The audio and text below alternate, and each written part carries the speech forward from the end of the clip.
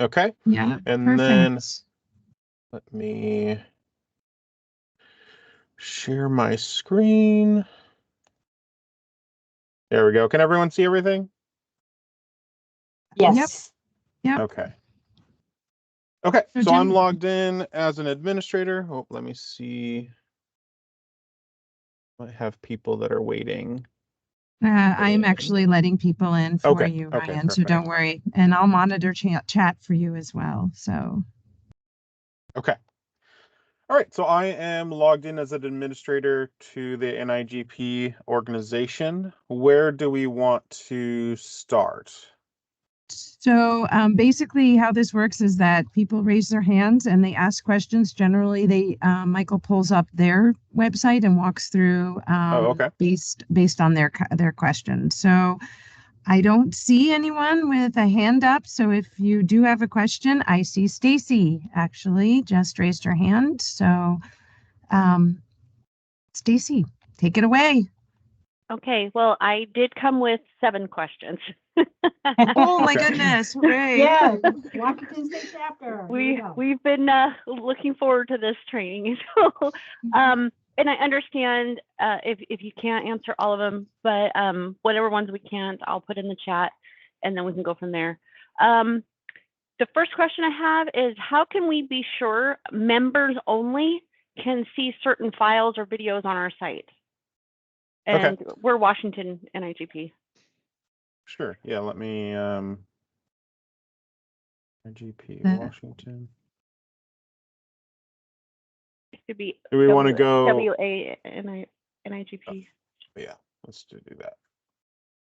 It's probably more helpful if you just give Ryan your URL address.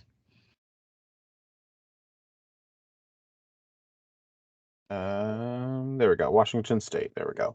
Yeah. Okay. So you asked sort of a multi-part question there. How do we know whether we truly have something set as members only? From the control panel, if we want to, I'm going to show a couple of different things. So for a module in particular, we have our different control panel areas. Let's just use the business directory as an example. Right now, I can see the business directory is set for members only because it has an M here. If it has a PM, that means it's for the public and members. How that was chosen was by going into the configure in that particular tab and finding the module within here. So if I go to business directory, I can see that it's active, but then down here, visibility is set for members only. So that's how you would do a module itself, is by going into this configure section that always shows up in the upper right of the control panel. There's a configure section for each of the tabs, the people, website, money, chapter, communications. And that's how you would make it so that module is only visible. For something like a custom page, you would have to do that from the custom pages section specifically. So, sorry, let me go back. I went a little fast. I'm in the website tab. I go to custom pages under admin functions. And in the custom pages section, we see all our custom pages here. From the wrench, you'll see visibility, any website visitor, but you can also make this members only or admins only. Perfect.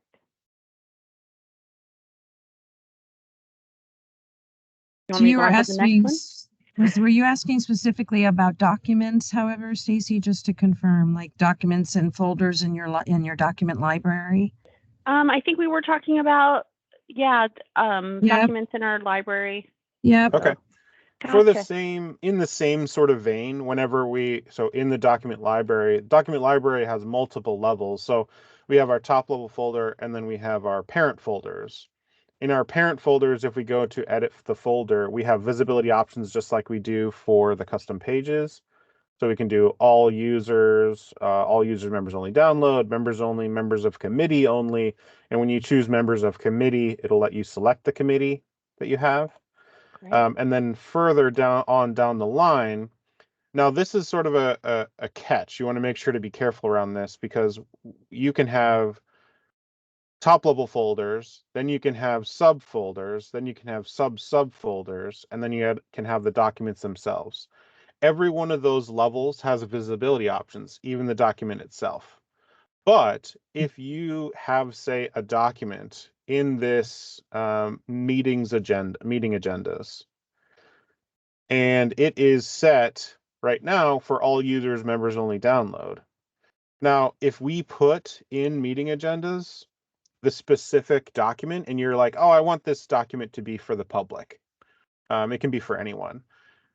That doesn't necessarily matter because the folder that it's in says members only download. So you want to make sure that if you have a public document, that you put it in a folder that is also public. Makes sense. Are you ready for me to go on to the next question? I believe so. I'm not sure. Do we want to just run through all these questions? Yeah, or do we want sure. to spread it around? Okay. Yep. It looks like there's a few more people with their hands raised. So I'll come back, and Okay. if I don't get a chance, then I'll drop them in chat. Sure. Okay. No problem. Thank you. Actually, All right, Can we Ebony, you have your hand up. So sorry. Hi. Yeah, so I'm representing DC and IGP, and the two questions that I have is that currently on our homepage, some of the verbiage is in Latin, and I don't know how to change that. Boy. And then the second thing that I wanted to ask was we have a current meeting that's coming up, but how do we set up reoccurring emails to go out to that same group of individuals, but instead of having to just recreate each time, is there a place that we can set it up to go out, once a week until the event occurs, or, once every 4 days? I know in previous applications, we've been able to just kind of preset. So those are my two questions. Okay. And I put And the Ebony, URL in the chat. Yeah. Okay. Yeah. Okay. So it is dcnigp.org. dcnigp.org. Okay. So the first question was okay. So it's not Latin, it's lorem ipsum. And what it is, that is sort of a default text to represent. It's really supposed to allow you to see what normal text would look like when it comes to fonts. So this is usually some information that would be About the chapter. So Yeah. that's about the chapter. Yeah, so but how do can- you change it? It's really. Yeah. So this is most likely the footer. So what I'm going to do is I'm going to go into the website look and feel. That was in the website tab. I'm going to go to the bottom section of the website look and feel. This section, you can see that I'm editing it right now because it's in this black box. If I click on Advanced Editor and go to Cell Tools, hit on Insert Edit Advanced Editor, you can see, and I'll do a full screen here, you can see that I have the ability to wipe out this text or put anything else in it that I wanted to do. Do you want me to wipe it out right now? Please, if you could, and then I'll drop Sure. something in there eventually. No problem. Yeah, I'll just take it out for now, hit save, and we'll go ahead and make that active. Whenever, and this is a good sort of rule of thumb for any time you're making edits on the website look and feel, I always name, it's going to ask you for a version title every single time you make it active, or anytime you save a version, it's going to ask for a name. Every time that I rename something, I always name it what I changed. So footer text removal. You'll also see my name in the versions if you go looking for it. And then, I'm sorry, can you repeat your second question? The second question was like, we have an upcoming meeting on the 19th. And so I think I said it maybe like 3 weeks ago. And I wanted to know, is there some type of reoccurring email? So it goes to a distribution list. And I just wanted to know, is there something that we can put in place to where, can email like every 4 days just to remind people like to register or that the event is up and coming? Or do I have to go in each time or each week, go in and just hit resend? Well, so ultimately, if you're wanting to send quite a lot of reminders, then yes, you will have to go in. But you can go into the emailings and set up a bunch of emailings at a time and then queue them for certain days. So Okay. it's not going to take you going in every 4 days to recreate the email. You can create a template. You can, we're not going to go through the entire, emailing process, but you can create a template. You can pull that template in every time you create a new emailing. You can change a little bit of information. You can go into the basic information and schedule that process. Yeah, that's what I'm trying to figure out. How do I do that? Because I'm not seeing. Is this going to be recorded so I can kind of go back and get It this is going to be information? recorded. Yeah. Okay. I'm recording So currently. perfect. So how would I go back and schedule it? Because I don't see that up on the screen. Well, so yeah, it's kind of part of the emailing process. I'll run through it really quickly. I'm not going to touch every base part of this because we have tutorials on this, but in the edit basics, I can choose to schedule it. So I can choose for it to be a send now email or send an on this date email. So when I choose, I want to send 4 days from now, or rather, sorry, let's do 4 days out from the event on the 15th. I'm going to send on 3/15 of 2024 at 9:30 a.m. And when I save that, I need a subject. This is a test. When I save this, it's going to be locked in. And when I hit save and continue and then get out of here, it'll say currently it's a draft, but it is scheduled for 3/15, 2024 at 9:30 a.m. so that when I finish it, fully finish everything, distribution list and all, I can click ready for delivery and it's not going to send out until 3/15 at 9:30. Does that make sense? Yeah, thank you. Yeah, of course, no problem. Okay, Heather, you have your hand up. So I'm with aznigp.org.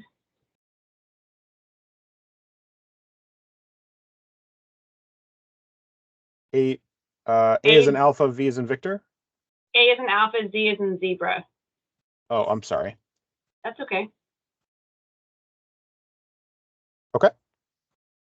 So I've been asked to, on the screen where it says at the top in the blue bar, home, about, member services, all that kind of stuff. I've been asked to do something up there. Like we have our regional conference, which is our largest conference we do in October. Sure. And they want like a quick link there that goes straight to our conference information instead of them having to go through the calendar and all that kind of stuff. Yeah, that's no problem. So ultimately you're going to have to start with the URL from the calendar, but I'll use one as example. If I hit the event calendar, and let's say I'll just grab the first one, NIGP CPP module A prep. So I can grab the URL from this. We're going to Control C. And then what you can do to get it on the menu is if we go to the control panel, we're going to go to the website tab. We're going to go to domain names, quick links, and redirects. If we, I'm sorry, no, that's totally wrong. I'm still in the website tab. I'm actually going to the menus. I'm sorry. Menus in setup. We can create an external menu link by clicking on add external menu link. What we'll see is this is a big event. And then the menu text is big event. And the address, I'll just put in the address that I just grabbed. When we're going to the same place, we always want to make it so that it's opening in the same window. And when I click save, we'll be able to see this right here, and it will be a menu option when we look in our submenus and menus. So if I go to member menu and I look for a big event right there, that's what I just created, and then we can move it over into the menu. I don't want to leave this in your external menu links, so I'll just take it out. Does that make sense, though? Yes, that's much easier than I thought it might be. So Yeah, no problem. thank you. You're welcome. Angela, you have your hand up? Yes, hello, I'm Angela Turner from the DC chapter of NIGP. And my question is, how can I generate an invoice for, what I did was I added 11 members and I submitted for pending payment. Mhm. And I was wondering, how can I generate one invoice to pay the individuals because they're all part of an agency? So there's not a way to generate an invoice for each individual. You can generate an invoice for all of them. So you would unfortunately have to do that individually. So if you have them Okay. within the people manager pulled up, and we want to, I'm just going to search for everyone right now. Mhm. But this is a great example. Kayana Alexander has a transaction pending. You can only generate an invoice for someone who has a transaction pending. So we would click on their reports, and we can get standard invoice number 10 or number 9, depends on the envelope that you are sending out. But if we run a number 9, and I really quick run the report, I can see this is the invoice that I can generate. So you'd have to do that individually for each person that you are. So, okay, so how can you go back, or can I delete the ones that I entered in? Is there a way I can delete them out and then possibly do it as a group? Is the entire group like a secondary member under one initial profile, or? No, because what happened when they started to do that, they noticed they weren't getting usernames and passwords for the individuals. So that it stopped. So I was wondering so since I've entered them individually, how can I delete them out and then start the other way? Because I did receive guidance on where to go to do it that way with a primary and secondary. But since I've entered them individually, is there a way I can remove them? Or remove what I've entered? So you can remove what you've entered, but you'd essentially be starting from scratch. You'd have to remove all these people out of the database, or drop them and then re-add them in the sort of bulk way, so that it can be all under one sort of umbrella transaction that can be sent over. But that would be under the primary, in which case, I mean, the primary not getting usernames and passwords, that's a separate issue. That should definitely go to the primary when secondary members are added. But that would be the best and cleanest way to do it initially, is to add them to that person's profile with that transaction. Then it would all be under one umbrella transaction, and So that what can you're be saying made is, into an invoice. so identify one person as the primary and then put everyone else as secondary. Correct. Yeah. And then how can you go back to show me what I generate that invoice again? Yeah, no problem. So when we would have this primary. So this is a person who's expired, but they are level of primary and they have a transaction. So that primary would have a transaction for all those secondaries being added. And then you can click on their reports icon for that person, and there's invoice buttons, reports that we can run. And when we click next and hit run report as a PDF, it generates an invoice for this person. Okay.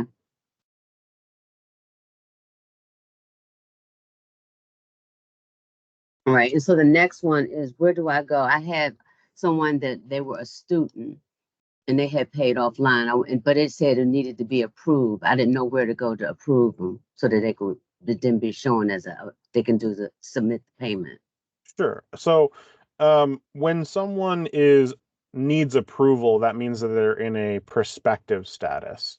So if we are in the people manager, member status is the first thing that comes up. It's a default, and it's going to default as active and expired. But if I choose prospective, this is going to show every member in the database that is in a prospective status. So it pulls up 3 people. If, for example, we see Edwin That's the person I'm trying to approve. Oh, perfect. So that looks like there's 2 records on here. If we want to go in here and approve one of these records, you would click on the prospective button in the membership column, and it would allow you to approve or decline their membership. Okay. Thank you. Of course, no problem. Heather, you have your hand up? So my question is when we only want to email reminders to just the registrant of an event, because I've been trying to do it and it still goes out to the entire membership. So I just need to know how to do that. Okay. So AZNIGP, sorry. Say that one more time, sorry. AZNIGP. Okay. So, in an event, I'm going to just grab another event as an example, is when we're in a single activity event or a multi-activity event, we have these email options. There's a section of the event where we can send out email reminders. These are really just default reminders. And from here, we can send reminders. We can choose whether we want to send 2 reminders to all registrants, which is only going to be the people who have registered for the event, or if we want to automatically send out to all members. Now, this is not going to send out to members who are already registered. That's already built into the system. But when I was speaking to the first person, they wanted to send out more. These are pretty limited. You can only set 2. If we're wanting to create one, however, and we click on emailings, in the emailing, distribution list is going to be the main sort of area where we choose that. So when we click on edit distribution list, when we click on create a new list, the first option that shows up specifically for event emailings is everyone registered for this event. So this isn't going to hit every member within the database. This is only going to hit everyone who's registered for this event. We're going to click add. It gets added down here. And when we click save, it's now that's checked off. We'll hit save and close. And now we can see this draft. The 2 is everyone registered for this event. Okay, so I've done the first one that you did. I create those automatically on events, but it's this part that I haven't been able to figure out. But it doesn't really matter. I don't have to do this part if I automatically put in dates that I want to remind our members. Correct. Yeah. In this section. Yeah, I do that already.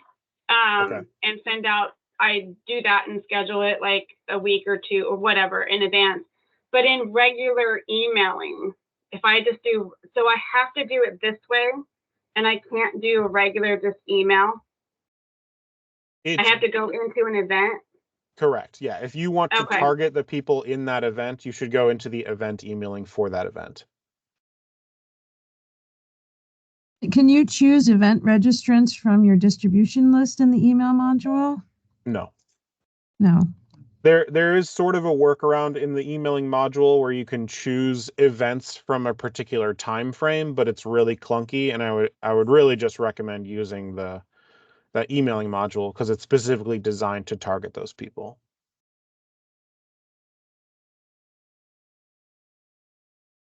Okay, James, you have your hand up? Yes, good afternoon, and thank you. James Crenshaw with DC NIGP.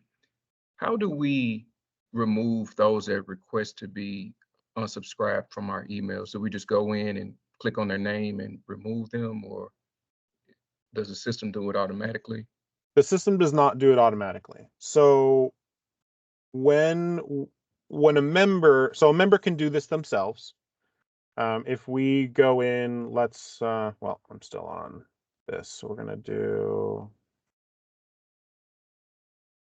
active and expired. We'll use Kiana as an example. If Kiana is an active member and wants to remove themselves, they can go into their profile. They can go into their privacy section. If they had ever logged in, they would not see that, but they would see this. The terms of use and privacy, whether they want to cancel their membership or remove me completely. If you want to be removed from the database completely, you can click this button, and then whoever is marked as the data protection officer on your site should get an email saying that someone wants to remove them. This is generally where administrators will come to remove people's data completely as well. They'll go into the individual, they'll go to their profile, click on privacy, cancel/remove.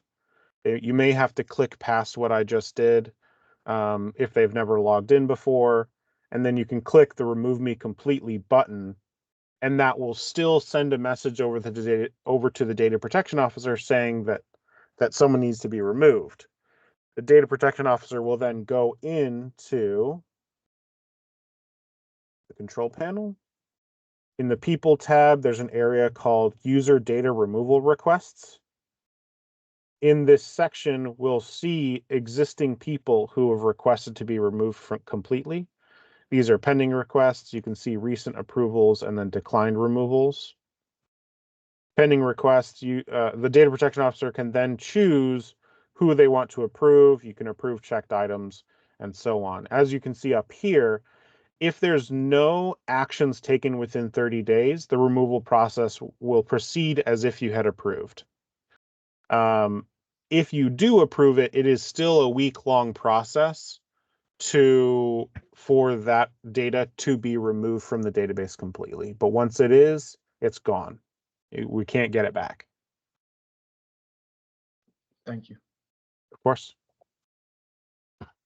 Ginny, you have your hand up? Yes, good morning, Ryan. Thank you for stepping in for Michael today. Yeah. I am with the Washington State chapter of NIGP, so ynigp.org.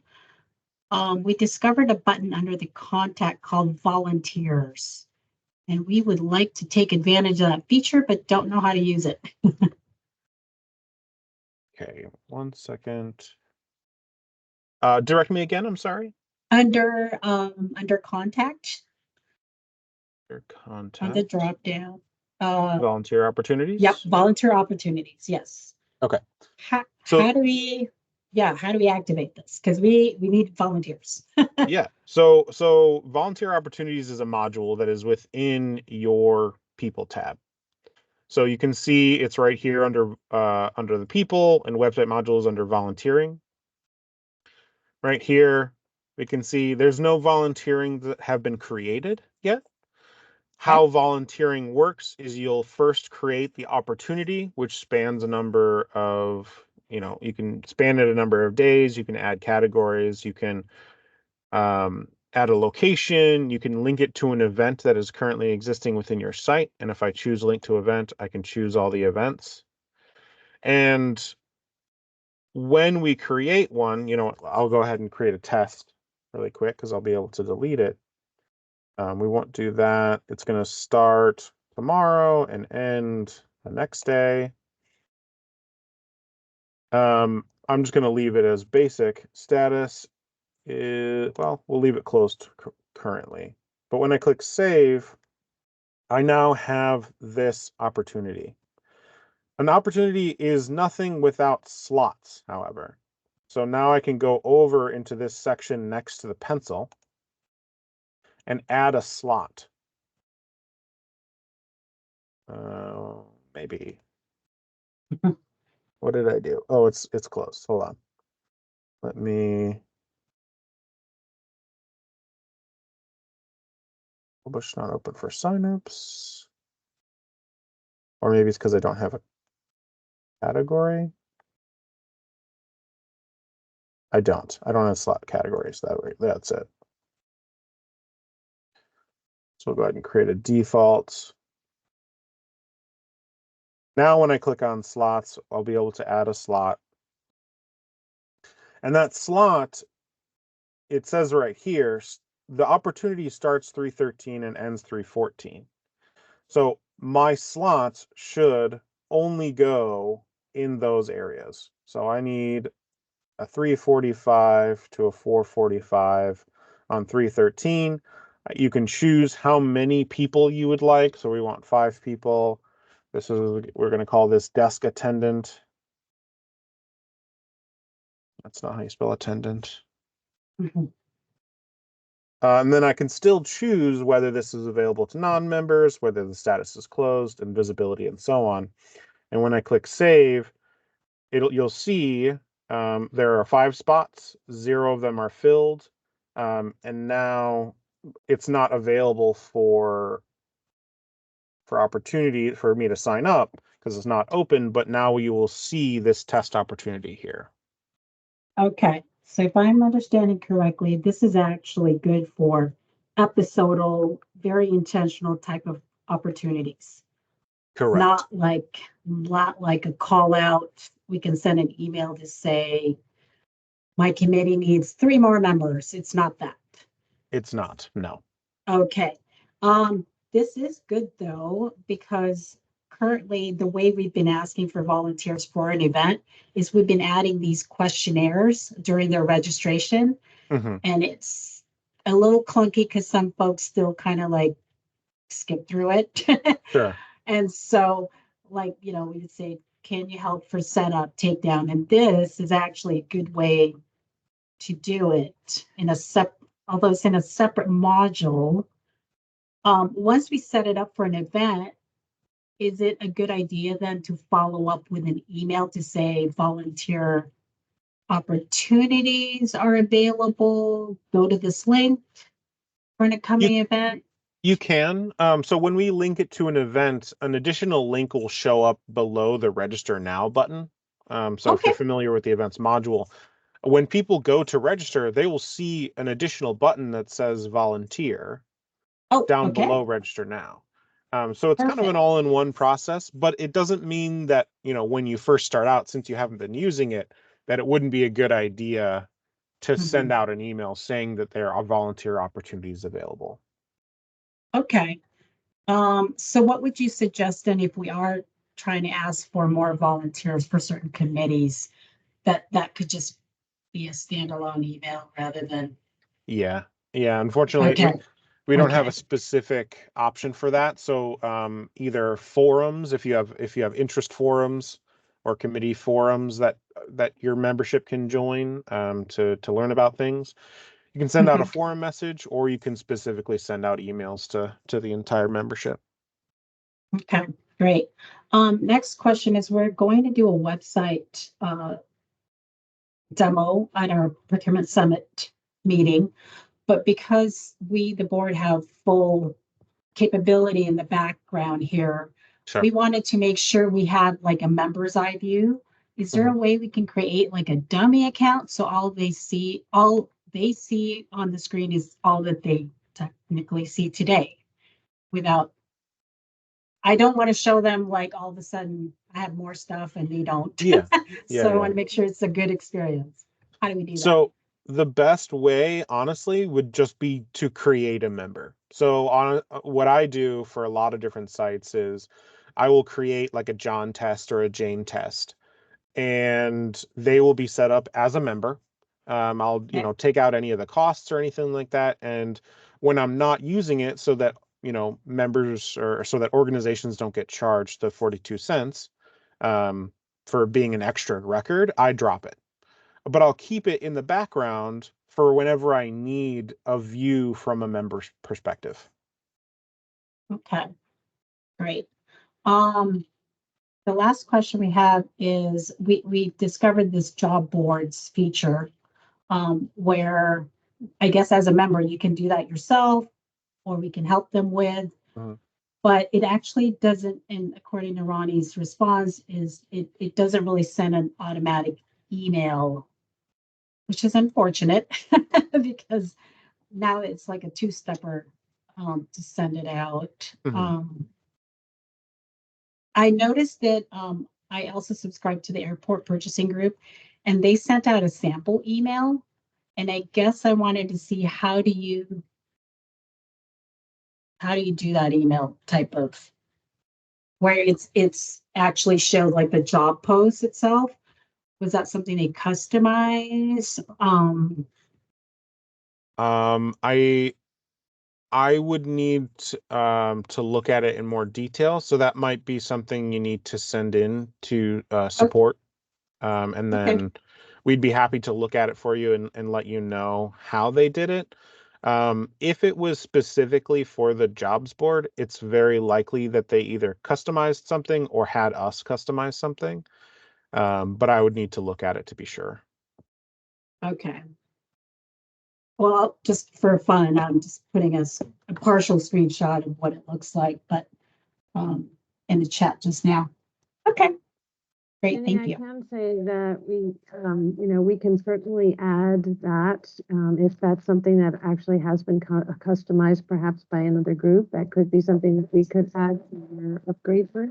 We can always pay attention to what it is that we might want to invest in terms of making upgrades. So I can certainly add that to our list. And after I posted the screenshot, I saw that Donna has a couple other follow-up emails about the test account question I had. So please go ahead and answer that because I want to know the answer as well. Okay. So do you want me to read it or? No, I got it's the one right above it, right? Yes, it is the one above it. Yeah, when you drop a test account, it's deleted from your system entirely. Correct. No, that's not correct. It is simply in a dropped status. Is there a way to make the test account inactive but not have it be deleted from the system? Yes, that's dropped. The dropped status is just in a dropped status. It is still in your database. It still has all the information that it had before. It is just not being picked up on your monthly hosting.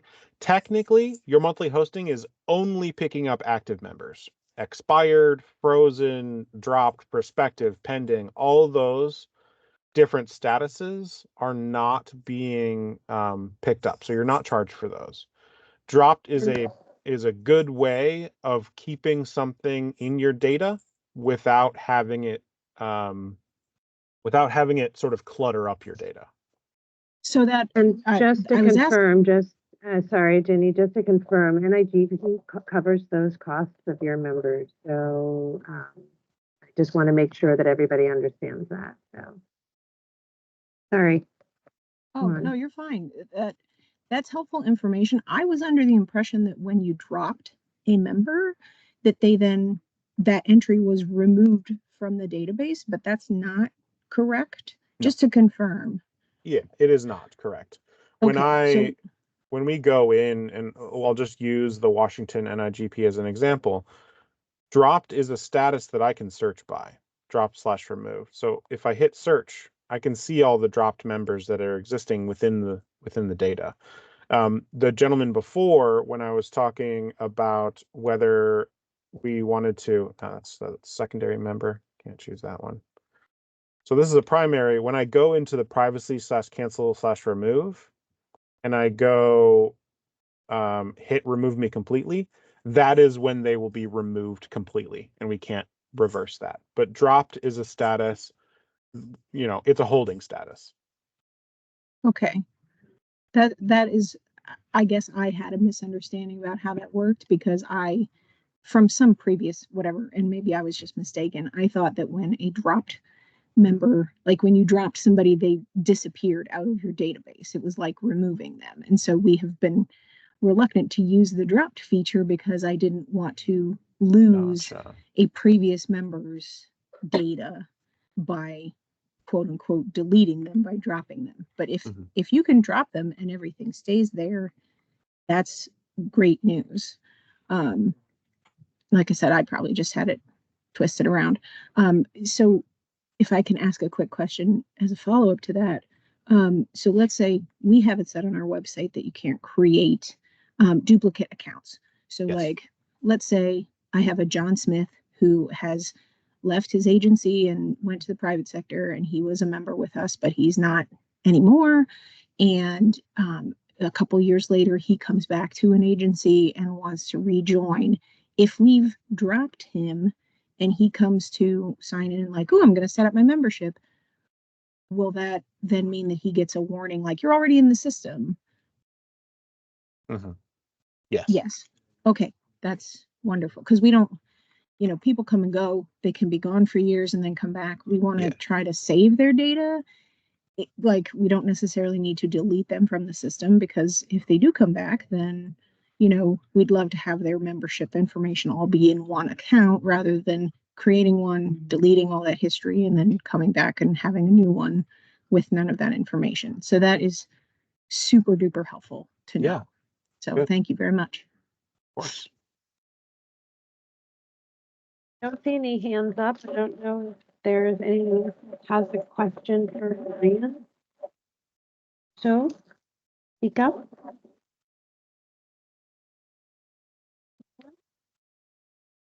Sorry, Ronnie. I think it's difficult to hear you sometimes. You're breaking up. Oh, I apologize. Okay. Does anyone have a question for Ryan? I have a question if we have time. Okay. James has his hand up. So sorry. Then. Hey, thank you. I just have one quick question. I would like to update the DC NIGP again. I would like to update the picture that's on our front main page down at the bottom of me.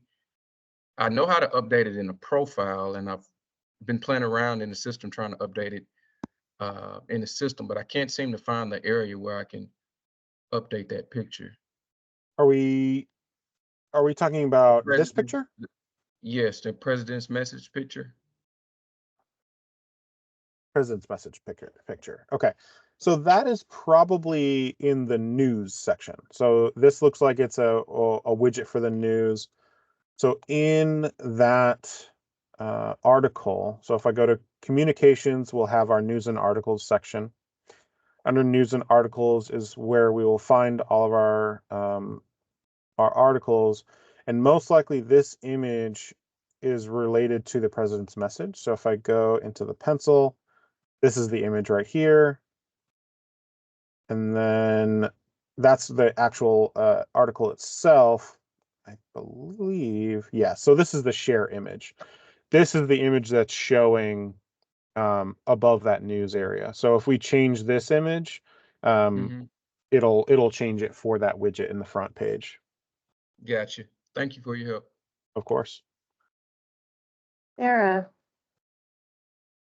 Hi, thanks. I had a question about adding the job board to our website. We just had it enabled this week, but I'm not sure how to make it show on the public website.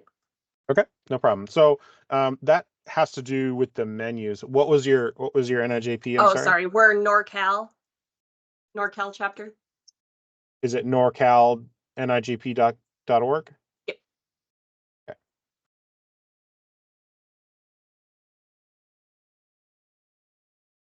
Okay.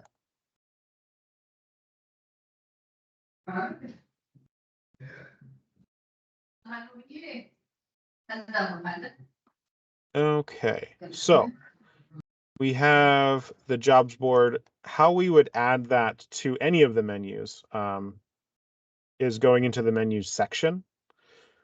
If you want it on the main menu, you're always going to want to come up here. If you want it to be in a drop down, you want to go to the submenus. But if we're just wanting it on the public menu, on the left side is going to be the available menu items. You can see at the top we're in the menu builder. We're for the public menu. Left side is available. We can see may have been renamed to job bank or job opportunities. I'm not sure which, but we would find the module in this left side list. We would use the right arrow to move it over to this section. And then you can click over here and move it up and down. And that will affect where you want it, left or right, among these menu items.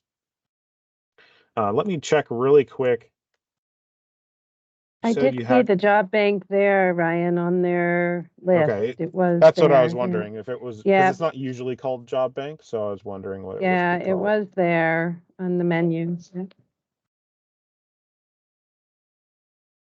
Yeah, so job bank is the item. So if we moved it over and we clicked save, it wouldn't show to me right now because I'm logged in, obviously. But if you're wanting to show it to the public, it would show right after contact us to the right if I was not logged in.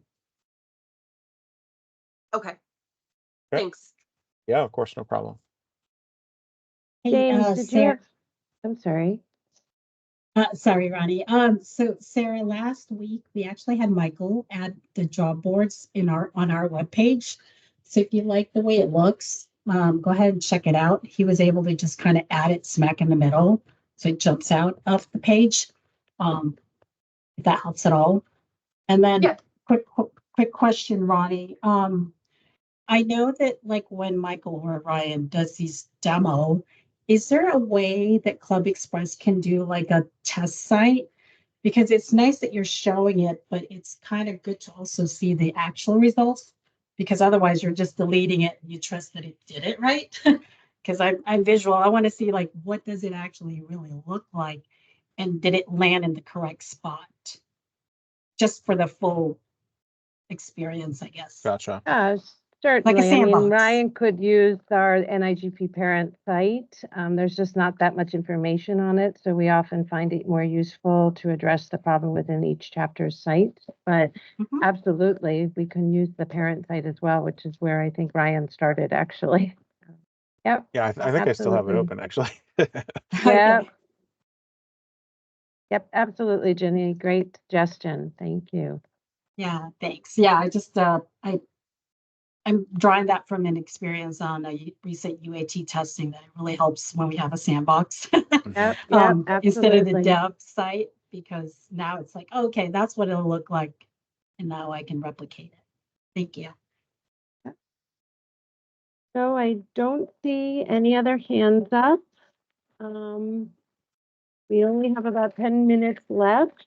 I think if we don't have any other questions, then we will end early. I do absolutely want to thank Ryan for filling in for Michael today. And we will do this again in 2 weeks from now on the fourth Tuesday at 10 a.m. Eastern. So I hope you all can join us. And thank you so much, everyone.